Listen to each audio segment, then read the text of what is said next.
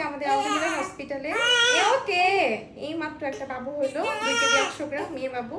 মেয়ের বাবা হচ্ছে নারায়ণগঞ্জে জব করে, পুলিশে জব করে। তো যাই হোক আমি অনেক অসুস্থ, তারপর মানে বাবুর মা খুব ভয়ে ছিল আমি কি আসলে হেল্প করতে পারবো কিনা।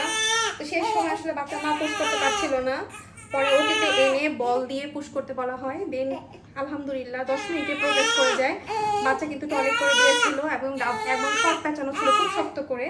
তো ক্যানুলা পরা অবস্থায় আসলে সুন্দর করে গ্লোভস পরে করতে পেরেছি। জানি না ডিসপ্লেস হয়ে গেছে কিনা, রাতে ইনজেকশন দেওয়ার সময় বুঝতে পারবো।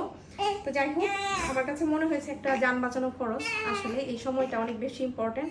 ক্যানুলা ডিসপ্লেস হলে আরেকবার করা যাবে, আরেকবার পরা যাবে, কিন্তু এই সময়টা ফিরে আসবে না। তো যাই হোক বাবুর জন্য সবাই দোয়া করবেন, বাবু ভালো আছে। বাবুর মা খুবই খুশি হয়েছে আসলে যে আমি অসুস্থতার মাঝেও ডেলিভারিটা করিয়েছি। এই জন্য বললাম যে যারা এখন আসবেন শুধুমাত্র যাদের ব্যথা উঠবে তারা আসবেন, কারণ আমি আসলে অনেক অসুস্থ। আমার মাত্র 10টা ইঞ্জেকশন শেষ হলো, মানে 14 দিন ইঞ্জেকশন দিতে হবে। তো এর মাঝে যাদের ডেলিভারির পেইন উঠবে তাদেরকে আমি ডেলিভারি করানোর সর্বোচ্চ চেষ্টা করব, কারণ আমাদের মেন উদ্দেশ্যই হচ্ছে নর্মাল ডেলিভারি, ইনফেকশন কমানো।